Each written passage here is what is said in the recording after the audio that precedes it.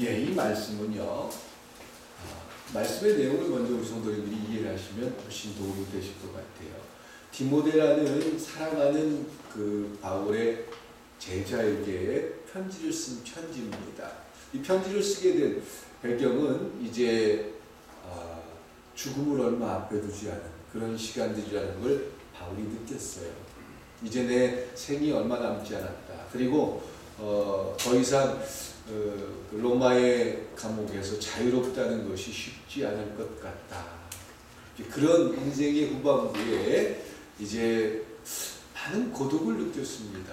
이 본문 속에서도요, 바울이 참 외롭다, 고독하다 이런 표현들을 합니다. 그러면서 외롭고 고독한데 그는 이 문제를 이렇게 해결했습니다. 이런 내용이 지금 9절부터 18절에 담겨져 있습니다. 참 열심히 목회를 했어요. 한 30년을 열심히 뛰어다녔어요. 그런데 이제 그 최후의 그 시간은 로마의 감옥에 갇혀 있었고, 그리고 이제 이 로마의 두 번째 그 감옥에 갇혀 있을 때는, 첫 번째 감옥에 갇혀 있을 때는 그 종교 재판이었기 때문에 그 가택연금 정도의 수준이었습니다.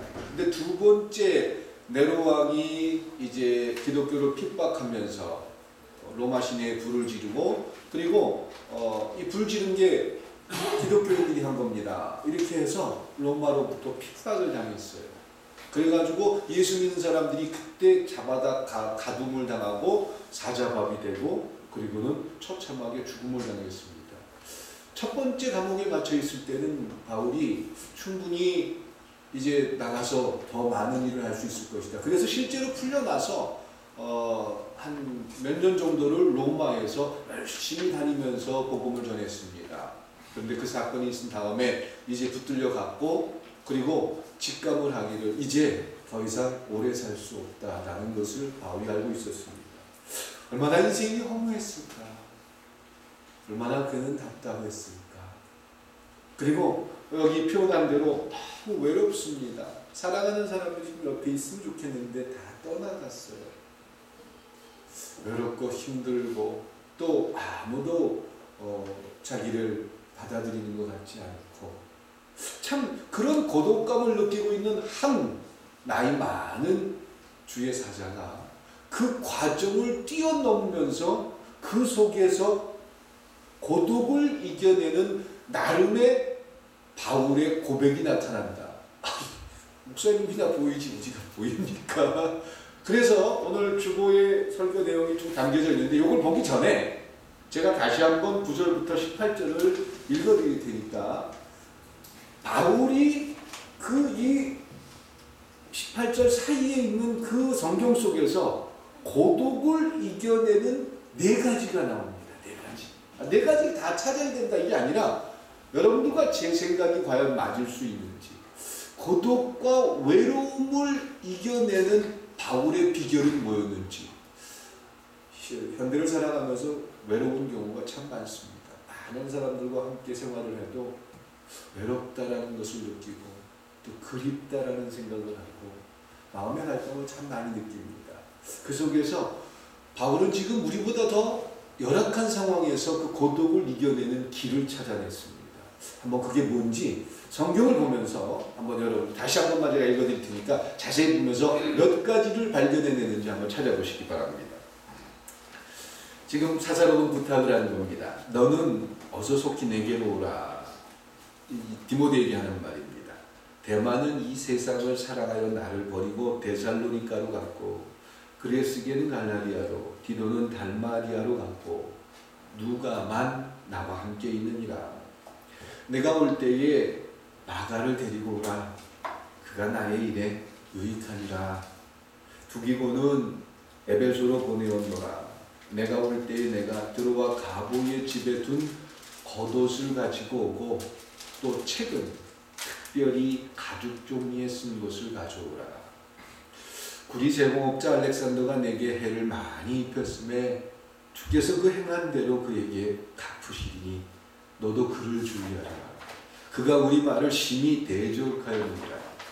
내가 처음 변명할 때에 나와 함께 한 자가 하나도 없고 다 나를 버렸으나 그들에게 허물을 돌리지 않기를 원하노라. 주께서 내 곁에 서서 나에게 힘을 주심은 나로 말미암아 선포된 말씀이 온전히 전파되어 모든 이방인이 듣게 하려 하심이니 내가 사자의 입에서 건짐을 받았느니라. 주께서 나를 모든 악한 일에서 건져내시고 또 그의 천국에 들어가도록 구원하시리니 그에게 영광이 세세무궁토록 있을지어다. 아멘. 전에는 처음에 아마 읽어드릴 때는 오늘 목사님 무슨 소리를 좀 하실까 그냥 이런 생각이었어요. 두 번째는 뭔가 이 본문이 머릿속에 담겨지기도 하고 바울의 애환과 고통을 느끼기도 하고, 그런데 제가 숙제를 내드렸더니 과연 이 본문 속에서 바울은 어떻게 고독을 뛰어넘었을까, 뭘 얘기할까 궁금해지실 거예요. 성경은 주술책이 아닙니다. 성경을 많이 외우고 있으면 내가 원하는 걸 이룰 수 있는 그런 주문을 외우는 책이 아닙니다. 이 성경 말씀 속에 저자의 의도, 또 바울의 상황, 그 속에서 하나님이 역사하는 모습이 무엇인지, 그래서 이 성경 말씀 속에 우리의 삶과 지금 내 현실과 끊임없이 비교하고 나는 지금 어느 편에 서야 되는 것이고 어떤 선택을 해야 되는지 말씀을 통해서 발견할 수 있는 것입니다. 단순히 성경은 어려운 얘기야, 성경은 암만 읽어도 이해를 못해, 우리 스스로를 자꾸 그렇게 만드는 것이 아니라 성경 속에서 무엇을 찾고자 한다라고 하는 사실을 조금씩만 찾기 시작하면 바울의 의도를 발견할 수 있고 바울을 통해서 하나님이 주는 비전을 우리는 소유할 수 있을 것입니다. 고독이라는 단어는 현대인에게 있어서 불가분의 단어일지도 모릅니다. 참 외롭습니다. 사람들은 고립될 때 고립을 통해서 외로움을 느낍니다. 바울은 디모데에게 9절에서 이야기합니다. 너는 어서 속히 내게로 좀 왔으면 좋겠다 부탁을 합니다. 바울은 친구들을 이야기하면서 여러 사람들의 이야기를 합니다. 데마 이야기를 하고 그레스게를 이야기하고 디도를 이야기합니다. 그런데 지금 그가 감옥에 갇혀서 죽음을 앞에 두고 있는데 그의 곁에 정말 그리운 사람들이 없다는 겁니다. 이게 참 고독의 원인이에요. 보고 싶은 사람, 그리운 사람, 함께 있으면 참 좋겠다라는 사람들, 그들이 없을 때 사람들은 참 외로워합니다. 예, 아마 이런 마음들을 느껴보지 않고 사는 분들은 없을 거예요. 수시로 참 그리웠던 사람들이 생각나기도 하고 내 곁을 떠난 수많은 사람들을 그리워하면서 그들 다 어디 있을까 이런 생각을 할 것입니다. 바울은 사람들과 함께 있는 걸 참 좋아했던 사람입니다. 어딜 가든지 혼자 가는 법이 없을 정도로 주변에 많은 사람들과 관계 맺길 좋아했고 상처를 받더라도 그들과 함께 있는 것이 참 즐거웠다라는 겁니다. 여러분들 주변에 어떤 사람들이 있습니까? 혹시 누군가를 불러내서 오늘 저녁 때 나하고 밥 좀 먹을까요? 나하고 오늘 차 한잔 마시면서 우리 같이 얘기해요. 이럴 사람들이 없다면 우리는 너무 외로운 거 아닌가요? 하여간 현대인은 그런 외로움이라는 고독 속에서 살아가고 있습니다. 또한 9절과 13절에 보면 특별히 디모데에게 부탁합니다. 오라고 하고 또 겨울 전에 오기를 바란다 라고 이야기합니다. 이 겨울이 넘어가면 마치 모든 것이 끝날 것 같은 생각을 바울이 한 겁니다. 디모데야, 이제 나는 세상을 떠날 것 같다. 나는 정말 내가 보고 싶다. 이렇게 편지를 써서 이야기합니다. 예, 고독은 사람들로 하여금 외롭게 한다는 겁니다. 또한 고독이라는 것은 왜 사람들을 외롭게 하면서 힘들게 하냐면 그 고독의 원인은 외로움의 원인은 반대다라는 겁니다. 바울은 구리장색 알렉산더가 내게 해를 많이 보였음에 이렇게 이야기합니다. 다시 말하면 감옥에서 홀로 앉아 늙고 있는 것뿐만 아니라 나는 나의 생각과 나의 말들에 반대하는 사람들이 참 많더라. 그러니까 사람들은 자기 생각에 반대를 느낄 때 참 외로워합니다. 가족 간에도 어떤 이야기를 하다가 반대에 부딪혔을 때 에이 혼자 나밖에 없어. 사람들은 날 이해하지 못해. 참 외로움을 느낀다라는 겁니다. 어릴 때 가장 듣기 싫은 말 중에 하나가 있습니다. 어렸을 때. 지금 뭐 희은이나 뭐 그런 아이들이 조금 크면 이제 놀이터에서 친구들을 사귀어서 놉니다. 아마 우리도 어릴 때 들어봤을 거예요.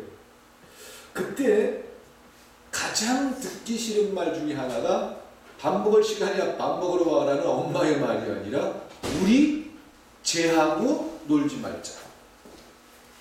사람은 관계를 맺고 살기 때문에 외롭게 될 때, 또 쟤하고 놀지 말자라는 그 말 때문에 정말 마음에 안 드는 사람한테 가서도 굽신거리기도 하고 먹을 것도 갖다 주기도 하고, 특별히 골목대장이 지금 그 사람들을 데리고 다니면서 그런 분리를 자주 시키면은 어떻게든지 그 골목대장한테 잘 보여야 그 외로워지지 않는다, 반대를 당하지 않는다라는 겁니다. 또 학교를 다니면서 가장 외로움을 느끼는 거는 몇몇 아이들이 너는 이제부터 우리 친구 아니야, 너하고 안 놀아, 이것 때문에 사람들은 참 많이 힘들어합니다. 앞으로 같이 안 놀아 라는 그 말들, 반대라는 그 말들이 우리를 참 외롭게 만듭니다. 또 고독의 세 번째 원인은 가장 중요한 것 중에 하나인데 반대와 비슷한데 배척이다라는 겁니다. 배척으로부터 오는 고독, 배신을 당하고 저버림을 당하고 가장 가까운 사람들에게 버림을 당할 때 느끼는 그 마음처럼 서글프고 고통스러운 게 없습니다. 예, 바울도 그런 느낌을 가지고 있었다라는 겁니다. 이 본문 안에 바울은 그걸 충분히 표현하고 있습니다. 16절에 이야기하길, 내가 처음 변명할 때 나와 함께한 자가 하나도 없고 다 나를 버렸으나 그들에게 허물을 돌리지 않기를 원하노라. 처음 같이 했던 그 사람들이 지금 없다라는 거예요. 지금 이제 죽음을 앞에 두고 있는데 아무도 찾아오는 이도 없다라는 거예요. 얼마나 힘들었겠어요. 일들이 어려워지고 고통스러우니까 사람들이 다 떠났다라는 겁니다. 시련이 본격적으로 시작되니까 모든 사람들이 떠났다. 얼마나 바울 입장으로 힘들었겠어요. 그래서 이 배척이라는 단어는 인간이 다루기 가장 어려운 감정 중에 하나다라는 겁니다. 그래서 이혼은 고통스러운 겁니다. 누군가에게 버림을 받았다. 그래서 하나님은 이혼이라는 부분들에 대해서 굉장히 안 좋게 생각하고 그것만큼은 인류에게 없기를 기대합니다. 어떤 부정한 일이 아니고서는. 왜냐하면 버림을 당한다는 것 자체가 얼마나 그들에게 아픈 상처를 갖게 하는지 모른다라는 겁니다. 우리가 누군가에게 버림을 당했다고 생각해보세요. 가장 사랑하는 사람이, 가장 잘 아는 자녀들에게, 가장 잘 아는 이웃에게. 바울은 지금 그 감정을 가지고 있었습니다. 그래서 너무 고독했습니다. 그러면 이런 고독, 외로움을 해결하는 길이 무엇이냐? 이제 바울은 이 본문 속에서 네 가지를 끄집어내는데 제가 이제 찾아내겠습니다. 그런데 외로움을 이기는 좋은 방법과 나쁜 방법이 있다는 겁니다. 이 좋은 방법 아니면 나쁜 방법을 우리는 늘 우리의 삶에서 사용하고 있습니다. 고독을 이겨내는 좋은 방법, 고독을 이겨내는 나쁜 방법. 예. 고독을 이겨내고 외로움을 이겨내는 나쁜 방법 중에 하나가 자기 자신을 좌절시키는 겁니다. 포기하는 거지. 아니, 고독을 이기기 위해서, 외로움을 이기기 위해서 일에 몰두하는 사람이 있습니다. 난 일하면서 그런 감정들, 난 바쁘니까 너무 일을 열심히 하니까 그런 감정들을 느낄 새가 없어 라고 하면서 일에 몰두해버림으로써 그런 감정들이 내 모습에서 없어졌다라고 생각하는데 실은 가장 나쁜 방법 중에 하나입니다. 또 나쁜 방법 중에 하나가 물질주의를 시도합니다. 그래? 내가 돈 많이 벌면 되지. 내가 높아지면 되지. 그래, 두고 보자. 나 이렇게 복수할 거야. 그러면서 끊임없이 물질을 추구하고 또 물질만 가지고 있으면 내가 아주 행복할 것 같은 그런 생각에 빠져들게 됩니다. 그런데 한번 예를 들어볼게요. 이런 일은 없을 겁니다. 우리가 무인도에 갔어요. 그리고 신이 우리에게 인간 말고 우리가 원하는 모든 걸 다 주겠대요. 뭐 먹을 거, 입을 거, 또 화장품, 뭐 마사지 도구 이런 거 다 주겠대요. 그런 거 하여간 원하는 걸 다 주는데 단 사람만 안 주겠다. 혼자서 살 수 있겠느냐? 아마 여러분들이 그런 삶을 살려고 하면 가시겠어요? 안 가시겠어요? 아마 거길 가겠다라고 할 사람은 없을 거예요. 천국이 그런 모습이라면 여러분들 천국 가지 않을 거예요. 우리는 지금 당장 좀 불편하고 없고 물질이 약하다 보니까 물질만 있으면 다 될 것 같은 생각을 갖는데 하나님은 인류를 그렇게 만들지 않으셨어요. 사람과의 관계를 통해서 그 관계 안에서 무언가의 비밀한 일들을 발견하는 걸 원하셨지. 그런데 사람들이 외로움을 느끼고 고독을 느끼면서 물질에 빠져 내가 가지기만 해봐. 내가 가지면 이제 모든 건 해결될 거야. 그러면서 내 스스로의 감정을 전혀 조절하지 아니하고 내 감정에게 충실하지 아니하고 물질에게 빠져버리는 경우가 참 많다는 겁니다. 아니 그냥 기름신이 내린 것처럼 그냥 돈 쓰는 게 내 삶의 재미라고 생각하고 나를 위해서 돈을 쓰는 걸 전혀 아까워하지 않는 그런 모습을 갖는다는 것 자체가 내 감정을 조절하는 법을 배우지 못했기 때문입니다. 외로움이 무엇인지 모르기 때문에 우리는 그런 결정을 내리는 겁니다. 종종 어떤 살이 많이 찐 사람들은 스트레스 받으면 뭐하지? 먹는 걸로 스트레스를 해소하는 경우가 종종 있어요. 또 여자분들 같은 경우는 스트레스 받고 굉장히 안 좋은 일 있으면 백화점이나 이런 데 뛰어가지고 열심히 쇼핑하고 그런 걸로 내 스트레스를 풀려고 하는 경우도 있어요. 이건 왜 그러냐? 내 외로움과 고독을 조절할 수 있는 방법을 모르기 때문에 그런 거예요. 자, 사람은 사람과의 관계를 통해서 또한 관계를 필요로 하고 있습니다. 그리고 상호 관계가 되는 겁니다. 바울이 외로움을 극복하고 고독을 극복해내는 그런 방법 중에 또한 인류가 그 방법을 찾아내는데 안 좋은 방법이 바로 이런 방법이었다라고 한다면 바울이 제시하는 4가지 방법은 우리에게 권장되어야 되고 하나님과의 관계에서 비밀을 발견하는 하나의 모습이 될 것이다 라는 겁니다. 바울은 그 외로움과 고독과 싸우기 위해서 4가지를 제시합니다. 첫 번째로 시간을 지혜롭게 선용했다라는 겁니다. 아니 그런 말이 어디 있어요? 어떻게 해서 지금 이 본문에서 시간을 지혜롭게 선용했다라는 것을 유추하시겠습니까? 저는 이 부분을 찾아내고 싶습니다. 예. 이 말은 좋지 않은 나 자신의 지금 현실과 환경을 최상의 것들로 바꾸면 된다라는 겁니다. 다시 말해서 지금 외롭고 힘든 일이 생겼어요. 내 스스로가 이겨내기가 참 어려워요. 아무것도 하지 않아도 된다는 생각을 버려야 된다는 거예요. 알아서 되겠지. 기독교는 알아서 되는 종교가 절대 아닙니다. 기도만 하면 되겠지. 기독교가 잘못하게 만든 겁니다. 기도는 뭘 하게 하는 요소라고요? 행동하게 만드는 게 기도예요. 근데 기도만 하면 내가 원하는 걸 이룰 수 있고 내 문제가 해결되고 내 고독과 내 외로움이 해결되는 것이 절대 아니다라는 겁니다. 기도를 통해서 내가 무엇을 내 환경에서 어떤 일들을 최선을 다해서 해야 될지 발견하는 것이 기도인 줄 믿습니다. 고독과 외로움은 우리를 아무 일도 하지 아니하고 그저 앉아 있으면 될 것이다 이런 생각을 자꾸 만들게 해요.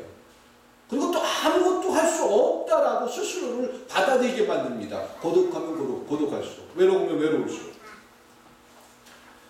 만약에 우리의 삶에 누군가 아주 신 내몬을 준다면 어떻게 하실래요? 너무너무 시고 고통스러워요. 물론 신 걸 좋아하는 분들도 있지만 자, 바울의 입장에서 인생에 레몬이 찾아왔어요. 고통스러운 시간들이 찾아왔어요. 어떻게 했죠? 바울은 레몬 주스를 만들어버렸어요. 레몬 주스는 달콤하고 맛있잖아요. 레모네이드 이런 거 참 맛있잖아요. 레몬 자체를 먹으려고 한다면 참 고통스러운데 레몬 주스가 돼버리면 참 입에 달고 즐겁습니다. 예, 우리에게 찾아오는 고독과 외로움의 문제를 레몬 주스로 바꿨다라는 것입니다. 이것이 바울이 한 것입니다. 바울은 이야기합니다. 12절에 두기고는 에베소로 보내었노라. 그리고 13절에 보니까 이 부분을 제가 보고 레몬 주스로 바꾼 바울의 모습을 생각한 겁니다. 내가 올 때 내가 드로와 가보의 집에 둔 겉옷을 가지고 오고 옷을 좀 가지고 달라. 또 책은 특별히 가죽 종이에 쓴 것을 가져와라. 이렇게 부탁을 합니다. 예. 바울은 그저 앉아서 우울해하거나 스스로를 포기하고 하나님 이럴 수가 있습니다. 원망하지 않았다는 겁니다. 하나님, 내가 30년 동안 열심히 목회한 결과가 보상이 고작 이겁니까? 그러면서 하나님을 불평하거나 원망하지 않았습니다. 바울에게는 자기 동정이 없었습니다. 내가 만약에 혼자 있는 시간이 나에게 주어지고 외로움을 내가 감당해야 한다면 그 외로움을 즐겨보겠다. 레몬이 내 삶에 주어진다면 레몬 주스를 만들어 보겠다. 그래서 그에게 필요한 게 따뜻한 옷이었다라는 겁니다. 두툼한 외투를 가져오면 최소한 그 감옥에서 벌벌 떨면서 그냥 추우면 얼마나 힘들어요. 참 고통스럽잖아요. 그런 그 고통스럽고 외로운 거는 해결되잖아요. 그러니까 종종 외롭고 고통스러운 사람들, 고독을 느끼는 사람들 전혀 자기 관리를 안 하는 경우가 있어요. 아니요. 그럴수록 자기 관리를 해야 된다는 겁니다. 최소한 겉옷을 가지고 오면 따뜻한 옷이 있으면 몸이 따뜻하니까 덜 외롭다라는 게 바울의 처방이었다라는 겁니다. 예. 외로운 사람들은 자기 자신을 돌보지 않는 경우가 참 많습니다. 그래서 음식을 제대로 먹지도 않고 운동도 하지 않고 자기 필요한 것들에 대해서 무관심할 때가 많습니다. 에이, 그냥 될 대로 돼. 나 몰라. 이런 경우가 많아요. 아니요, 그렇지 않습니다. 겉옷을 가지고 오고 책을 가지고 오라. 나는 이 간섭이 적은 시간들을 활용해 보겠다. 시간을 활용해 보겠다. 선용해 보겠다. 이것이 바울이 고독과 외로움을 이겨낸 놀라운 축복의 생각이었다라는 겁니다. 우리 교회에서 반찬 선교합니다. 지금 우리가 나눠드리는 분들 세상에서 뭐 동사무소에서 추천을 받아가지고 몇 가정을 이렇게 하고 있는데 최소한 우리보다 어려운 사람들이다라는 걸 아실 겁니다. 그들 스스로 일어나고 싶은데 일어나지지 않는 그런 상황에 놓인 사람들. 정부에서 쌀이나 김치는 갖다 주는데 뭐 반찬 하나 이렇게 먹어볼 수 없는 그런 어려운 상황. 물론 그렇지 않은 사람도 있을지 모르지요. 그런 상황들. 그래서 자기를 돌보기가 참 어려운 사람들. 그들에게 우리의 사랑을 나누어 주는 일들. 그러면 하나님은 우리에게 복 준대요. 이게 아니라 우리를 풍성하게 합니다. 왜? 우리는 우리 자신을 관리할 줄 아니까. 오늘 요즘 우리 권사님들이 얼마나 저는 반찬 가게 하셔도 대성하실 것 같은데 누가 지금 투자해가지고 너무너무 반찬들을 조금씩 먹어보는데 맛있어요. 오늘은 제가 제일 좋아하는 깻잎을 지금 장아찌 이렇게 해가지고 만드시는 거. 그쵸? 선생님? 깻잎 장아찌죠? 그냥 금액도 많이 안 들이면서 얼마나 맛있게 만드시는지 제가 몇 번 전화를 받았어요. 정말 맛있고 감사합니다. 참 고맙습니다. 제가 그 말을 들어서 행복하다 이게 아니라 우리 성도님들이 하는 일들이 헛된 일이 아닌 줄 믿습니다. 누군가가 그 반찬을 일주일 동안 먹으면서 고맙다. 참 행복하다. 그리고 나는 혼자가 아니구나. 나는 혼자가 아니구나라는 마음을 느낄 수 있다면 우리는 하나님의 일들에 사용되는 도구가 비로소 된 줄 믿습니다. 예, 바울은 무엇보다 열성적인 사람이었잖아요. 열정적인 사람이었잖아요. 조용히 도서관에 앉아서 책을 보는 스타일이 아니라 원형극장에 둘러서서 복음에 대해서 선포를 하고 하나님 나라에 대해서 이야기를 하는 사람이 바울이었어요. 그런데 그가 그런 자기의 적성이나 모든 걸 떠나서 지금 감옥에 갇혀서 죽음을 앞두고 있어요. 얼마나 원망스럽고 불평할 수 있어요. 가죽 종이에 쓴 책을 가져와라. 이 말을 부탁합니다. 예, 책을 보고. 책이 무슨 책이겠어요? 성경책입니다. 하나님 말씀입니다. 책을 보면서 연구를 하고 바울은 거기서 성서의 일부들을 기록합니다. 후세들이 이제 그 성경을 보는 기회, 축복을 누리게 되죠. 그가 고통의 시간들, 좌절의 시간들 속에서 그는 하나님 앞에 이제 인류에게 줄 성경 말씀들, 하나님의 말씀들이 어떤 게 있을까? 이런 고민 속에서 그는 참 대단한 일들을 하게 되는 것입니다. 두 번째로 바울이 고독과 외로움을 이겨낸 두 번째 길은 최소화시키는 겁니다. 외로움을 최소화시키는 것이 바울이 했던 일이다 라는 겁니다. 나는 외롭다, 고독, 집에다가 아마 고독, 외로움, 배척 이런 걸 쫙 써놓고 살아보세요. 아마 진짜 미칠 거예요. 그리고 스스로가 나는 혼자 사니까 우리 좋은 사역댁에 가보면은 혼자 사는 노인분인데 집안이 깔끔해요. 늘 깨끗하게 청소가 되어 있고 그리고 나름대로 열심히 운동하시고 이런 모습이 보기에 너무 좋습니다. 그런데 혼자 사는 사람들, 젊은 친구들 혼자 사는 그런 방에 가보면은 쓰레기통인지 집인지 잘 구별이 안 될 때가 있어요. 아주 막 엉망진창이 되어 있는 그런 경우가, 왜 웃어요? 그런 경우가 참 많아요. 물론 저 다 큰 딸도 그런 집이 있는, 우리 집도 그런 데가 들어가고 쓰레기통인지 바로 차고 다녀야 돼요, 쓰레기죠. 그런데 최소화시킨다는 것. 나는 외로운 사람이야. 나는 고독한 사람이야. 이걸 얼굴에 붙인다고 해가지고 누가 도움을 주고 이런 게 아니에요. 그리고 전혀 자기 자신을 관리하지 못하는 것. 그러면 누군가가 하늘에서 천사가 내려와서 우렁각시가 나타나서 밥을 해주거나 청소를 대신해 주는 게 절대 아닙니다. 그런 감정으로부터 탈피되기 위해서 내게 주어지는 상황과 여건들을 가장 낮게 최소화시키는 것이 바울의 모습이었다라는 겁니다. 자, 그건 어디서 유추해냈습니까? 16절을 한번 같이 한번 읽어볼게요. 16절. 아침이라 좀 주무시는 분들 계시는데 16절 한번 읽어보겠습니다. 시작. 내가 처음 변명할 때에 나와 함께한 자가 하나도 없고 다 나를 버렸으나 그들에게 허물을 돌리지 않기를 원하노라. 자, 누군가에게 배척을 당했어요. 고통을 당했어요. 마음속에 어떤 마음이 들어요? 가만히 놔두겠습니까? 얼마나 원망스럽고 나를 힘들게 한 그 많은 사건들 때문에 얼마나 힘들겠어요.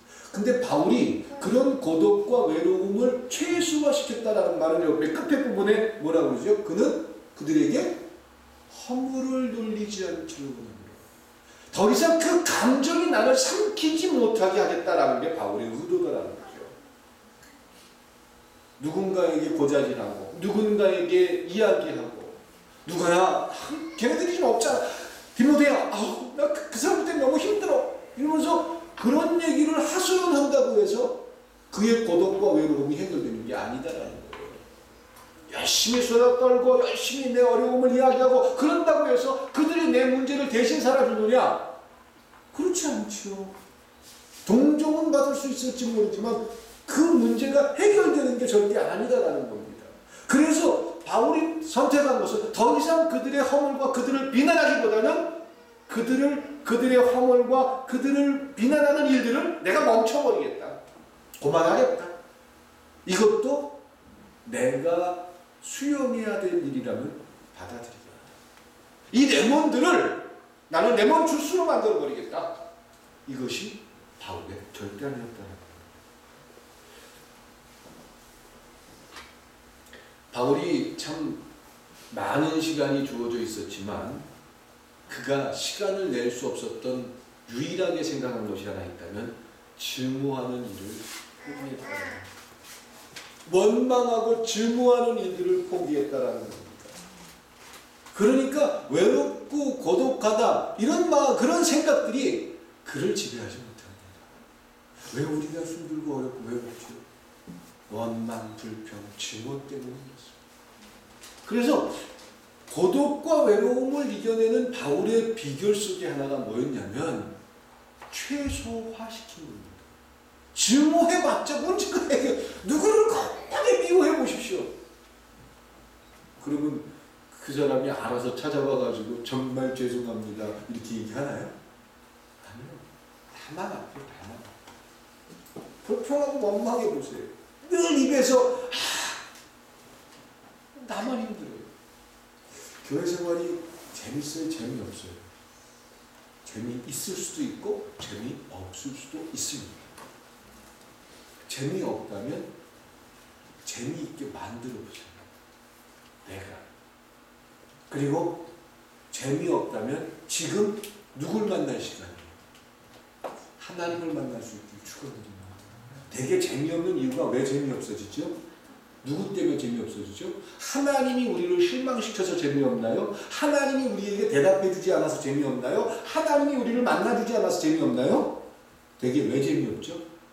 사람들한테 실망하니까, 사람들과의 관계에서 상처받으니까 재미없어요. 사람들과의 관계에서 즐거워지면 재밌습니다. 만나는 것도 즐겁습니다. 그럼 내가 그걸 만들면 돼요. 최소화시키는 겁니다. 지금 내 인생이 재미없다면 내 인생이 왜 재미없어요? 돈이 없어서 재미없나요? 가지지 못해서 재미없나요? 아니요. 뭘 해야 될지 몰라서 재미없는 거예요. 지금 우리 김혜동 집사님 얼마나 행복하시나요? 안 행복하시나요? 내 뱃 속에 아이가 조금 자라고 있고 이 아이가 세상에 태어나면 나 이제 엄마로서 이런 엄마가 돼야지. 이런 생각 하시지요? 네? 그래서 뭘 먹어도 내 몸에 조금이라도 안 좋은 것 먹으려고 들어요, 안 들어요? 조심하게 되죠. 커피 자주 마셔요? 안 마시지요. 내 아이를 위해서라도 안 마시지요. 네? 사람들은 그래요. 내 인생의 목적을 알면 내가 지금 무엇을 해야 되는지 발견하면 참 많은 것들을 최소화시킬 수 있는데 그냥 외롭다라는 감정, 증오의 감정, 불평의 감정 때문에 나를 정말 더 고통스럽고 좌절시키는 자리에다 끊임없이 몰아넣는 경우가 많다라는 겁니다. 재미없다면 재미있는 걸 창조하십시오. 그리고 하나님을 만나십시오. 세 번째 방법이 바로 바울은 고독과 외로움을 이기기 위해서 그 고독과 외로움을 정복하기 위해서 하나님의 임재, 하나님을 만났다라는 겁니다. 하나님을 만나는 것에 대한 필요성을 끊임없이 느꼈다라는 것입니다. 바울은 이렇게 이야기합니다. 17절을 같이 한번 읽어보겠습니다. 시작. 주께서 내게 곁에 서서 나에게 힘을 주심은, 여기까지만 읽을게요.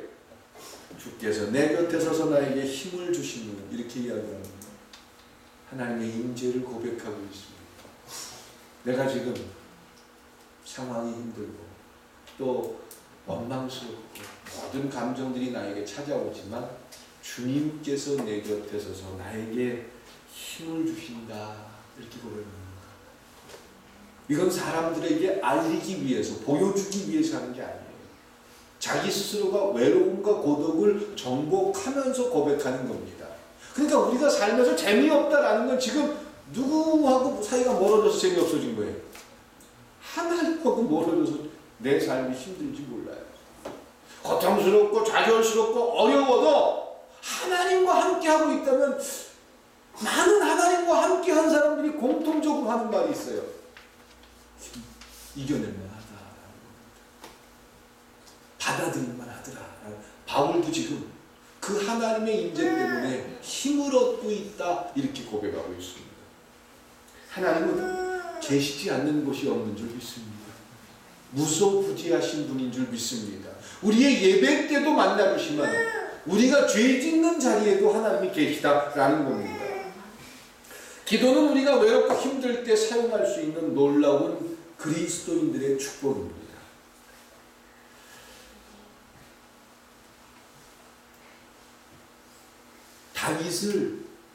다윗이 이 하나님의 임재를 끊임없이 경험할 수 있었기 때문에, 또한 하나님이 함께한다는 놀라운 사실을 그의 삶에서 끊임없이 만났기 때문에 그는 어떠한 경우에도 죄를 지을 때도 또 대단한 능력을 나타내 보일 때도 사울왕이 자기를 죽이려고 쫓아다닐 때도 하나님이 함께 한다는 놀라운 사실 때문에 모든 과정을 최소화시킬 수가 있었다는 겁니다.